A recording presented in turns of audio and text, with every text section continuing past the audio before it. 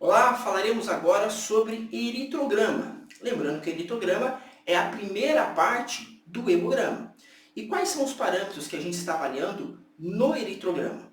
É a saúde celular das células vermelhas. E os parâmetros são a hematimetria, o hematócrito, a hemoglobina, os índices eritrocitários, a contagem de reticulócitos e também a hematoscopia.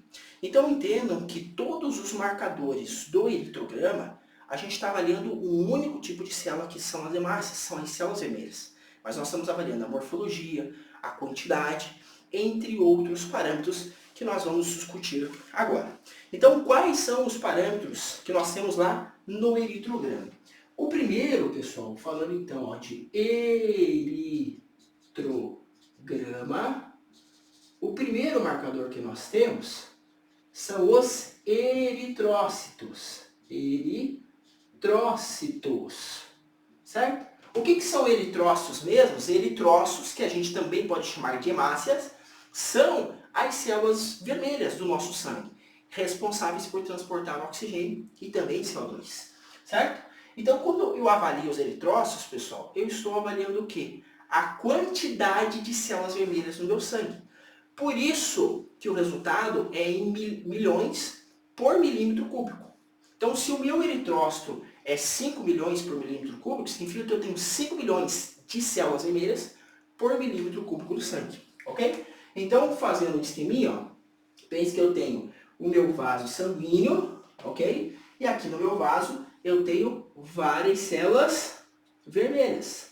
Quem são as células vermelhas? Os eritrócitos, as hemácias. E nesse primeiro marcador do hemograma, é exatamente o que eu estou enxergando, ok? Então pense que o hemograma ele vai pegar o eritrograma, os eritrócitos, ele vai pegar essa porção do sangue e vai contar a quantidade de células. Nesse nosso exemplo didático, obviamente, é como se eu tivesse 1, 2, 3, 4, 5, 6, 7 células nesse espaço.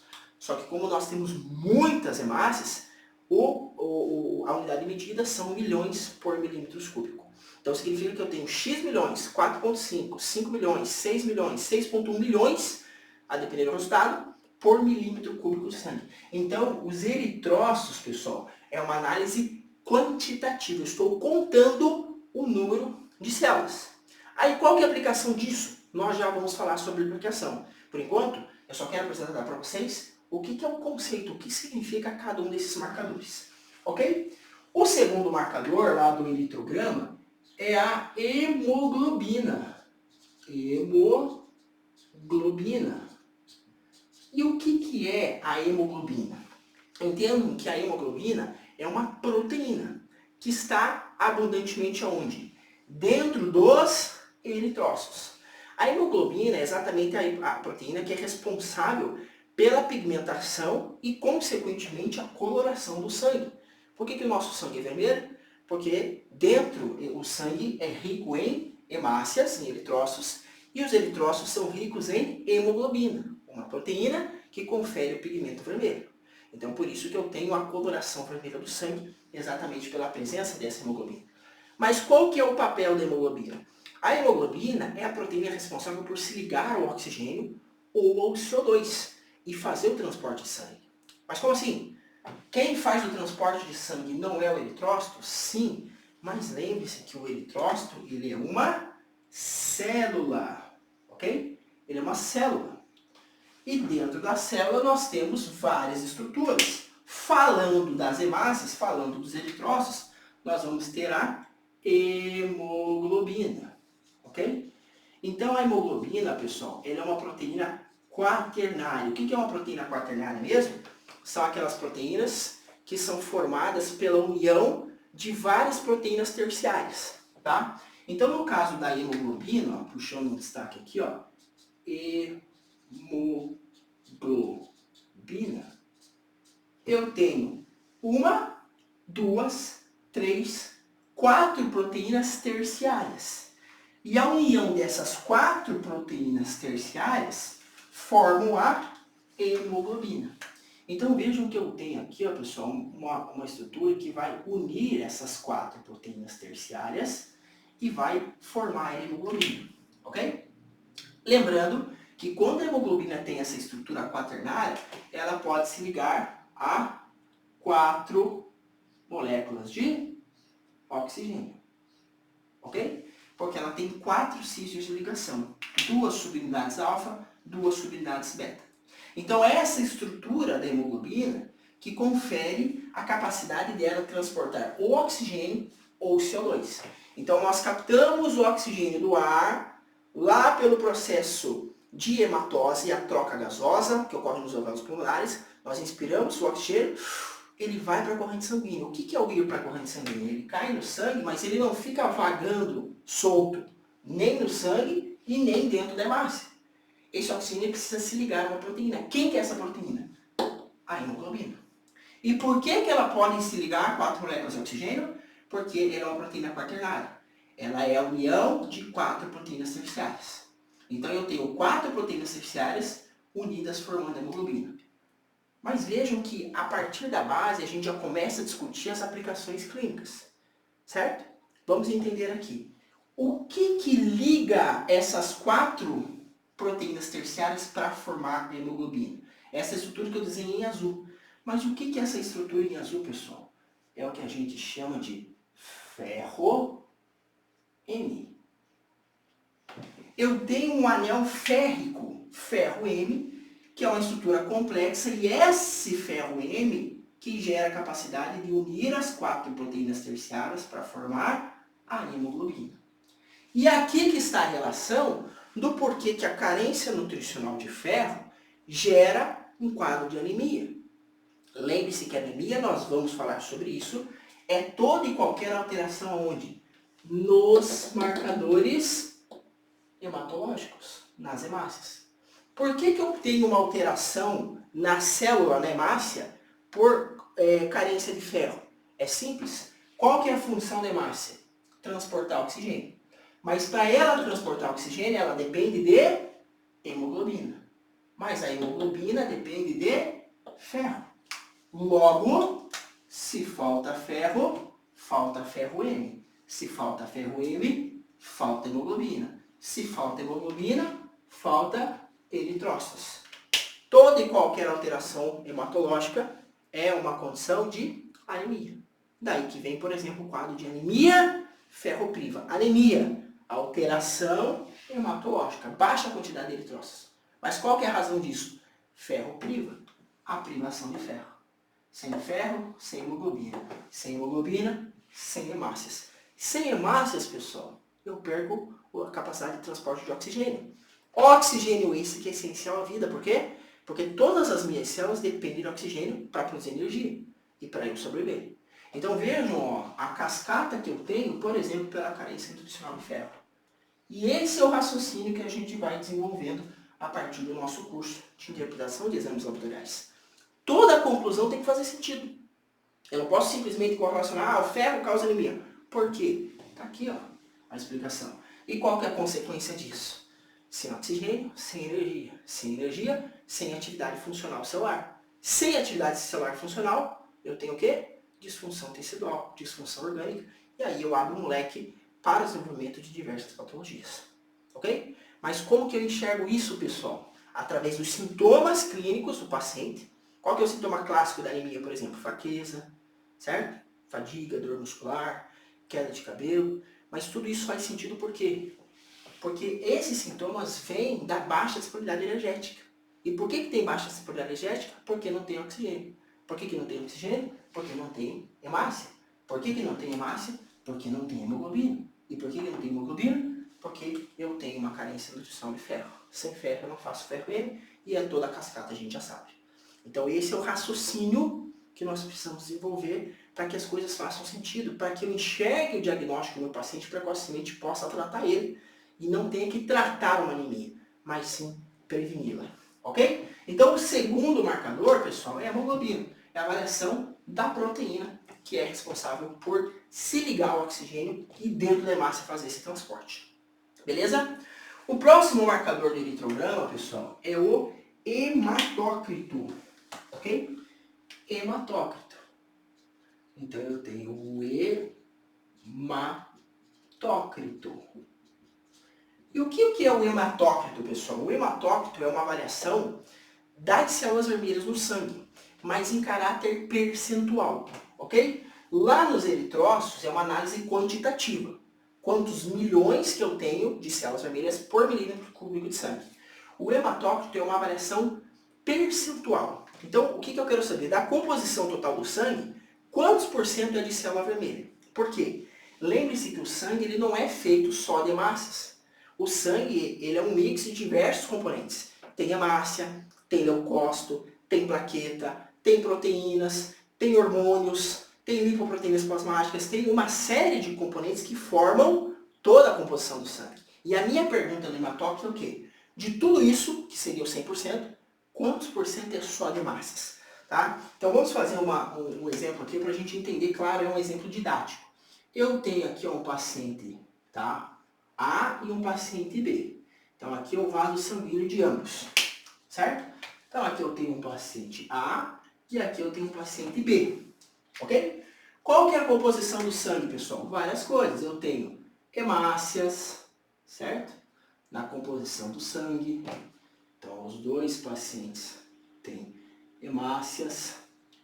Eu tenho os leucócitos, que são as células imunológicas, ok? Ó, leucócitos que eu estou fazendo em azul. Eu tenho proteínas, hormônios, né, outras substâncias que eu vou fazer aqui, ó.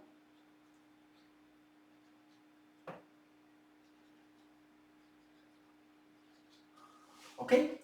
Então, ó, o conjunto de todos esses componentes forma a composição total do sangue. Isso é o 100%. Então, aqui eu tenho o 100% do sangue, em ambos, ok?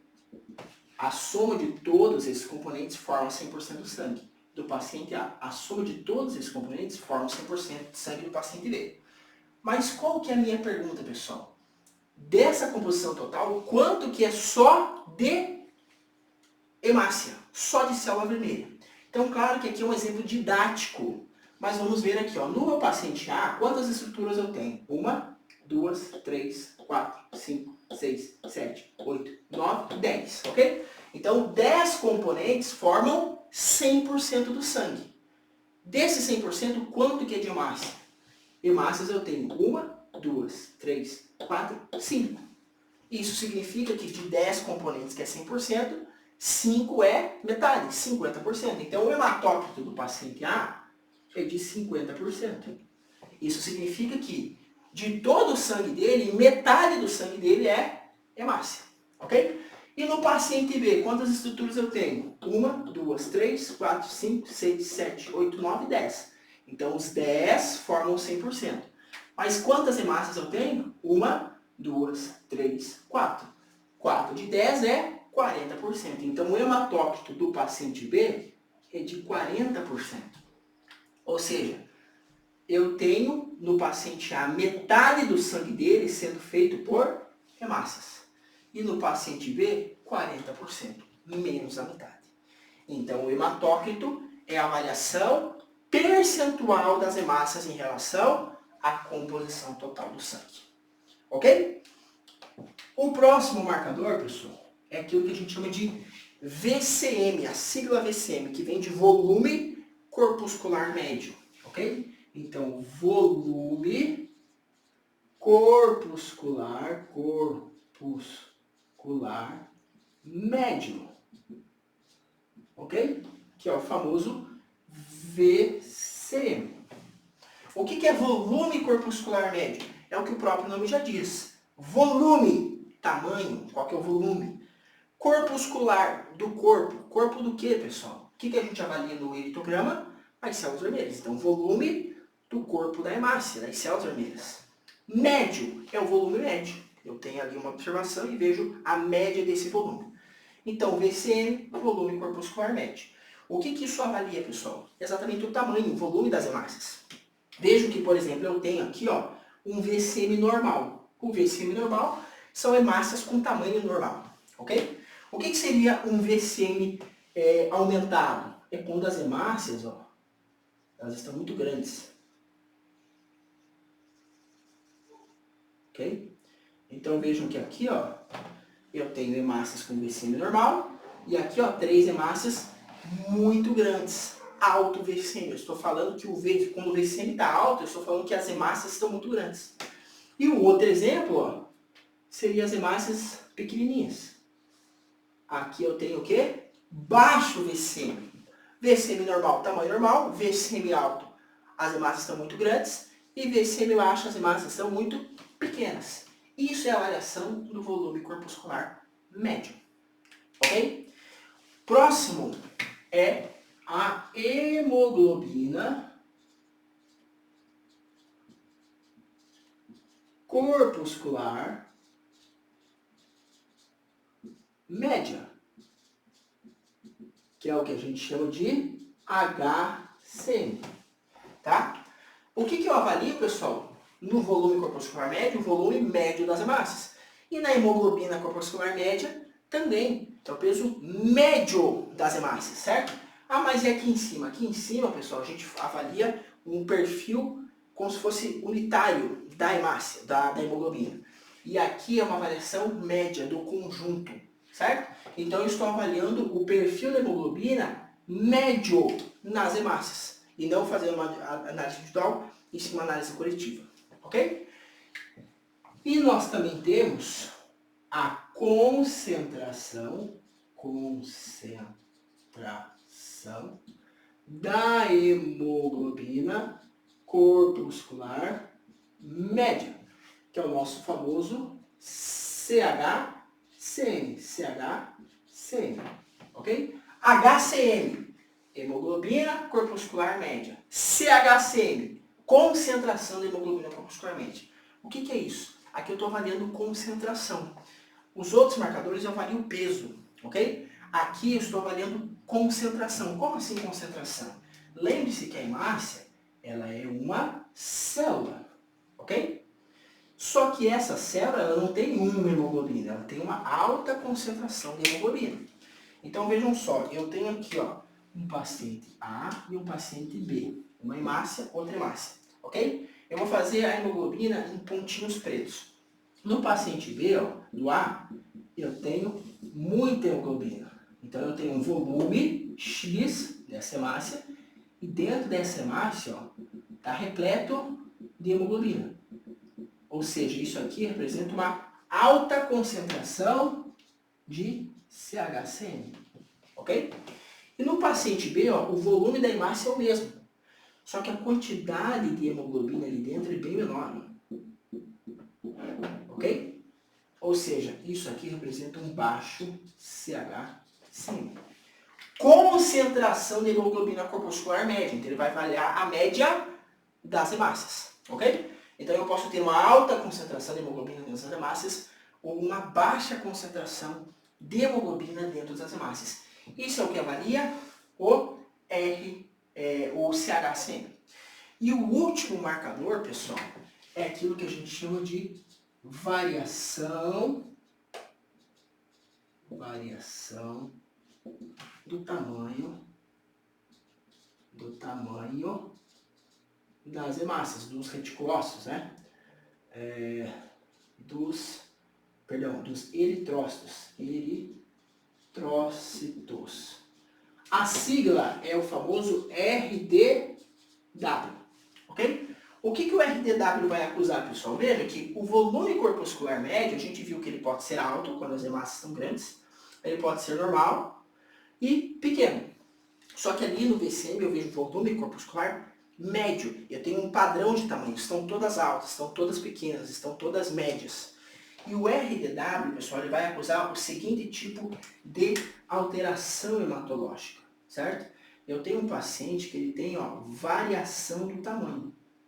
Ele tem, por exemplo, ó, hemácias tamanho normal, mas ele também tem hemácias tamanho grande, ok? E exemplo, tem hemácias pequenas. Então veja, ó, aqui eu tenho um valor médio, todas pequenas. Aqui eu tenho um valor médio, todas normais. Aqui eu tenho um valor médio, todas grandes. Aqui, ó, pessoal, eu tenho uma variação do tamanho dos eritrócitos. Algumas estão normais, outras estão grandes, outras estão pequenas. Então isso é o que vai conceder ó, com RDW aumentado. Se eu tenho expressão do RDW, isso aqui está acontecendo. E por que que isso acontece, pessoal? Tá? E a gente vai agora, para explicar esse último marcador, revisar a questão da maturação das hemácias. Então lembre-se que a gente viu lá na aula de hematopoiese que lá na medula óssea a gente produz os eritroblastos e esses eritroblastos eles são maturados em hemácias ou eritrócitos, ok? Hemácias ou eritrócitos. Só que entendam, pessoal, que isso não acontece de uma hora para outra. O eritroblasto ele não vira hemácia no estalar de dedos. Existe um processo de maturação. O que acontece nesse processo? O eritroblasto é uma célula, nas características que a gente já conhece, a gente estuda lá em biologia celular, tá? Tem núcleo, retículo endoplasmático, as organelas, tudo. Só que o que esse eritroblasto tem que fazer, pessoal? Ele precisa produzir muita hemoglobina. Tá? Porque lembre-se que a hemácia padrão é isso aqui, ó, é uma célula cheia de hemoglobina. Então ele tem que sintetizar hemoglobina, muito. Então o processo de maturação do eritroblasto até eritrócito é caracterizado pela síntese excessiva de hemoglobina. Nessa síntese, o que acontece? Ele perde o seu núcleo, ele tem algumas alterações morfológicas e estruturais que faz parte do processo de maturação, ok? Só que, como eu falei, ele não acontece de uma hora para outra. Ele sofre esse processo, tá? Esse processo, ele é caracterizado dessa forma aqui, ó. Eu tenho uma célula que a gente chama de reticulócito. O que é o reticulócito? O reticulócito é a hemácia imatura. É aquela hemácia que está no processo de transformação para chegar nesse processo de maturação. O que ela está fazendo aqui, esse reticulócito? Síntese de hemoglobina. Síntese de hemoglobina. Porque a hemácia madura precisa de muita hemoglobina. Então o reticulócito está fazendo esse processo. Ok? Então o reticulócito é uma célula intermediária entre a célula progenitora, que é o eritroblasto, e a célula madura, que é a hemácia. Mas vejam, pessoal, que eu tenho aqui uma alteração de tamanho. O reticulócito é a hemácia imatura e ele é grande. E conforme ele vai produzindo hemoglobina, ele vai perdendo núcleo, essa hemácia vai o quê? Esse reticulócito vai diminuindo até virar hemácia. Ok? Então o que a gente está vendo aqui? Ó? Que no processo de maturação da hemácia, a minha célula precursora, que é o reticulócito, ela diminui até virar hemácia. E por isso que em muitos quadros a gente vai entender, eu tenho essa alteração de tamanho. O que está acontecendo aqui, ó, pessoal? Por algum motivo, eu precisei fazer mais hematopoiese. Por exemplo, eu perdi sangue.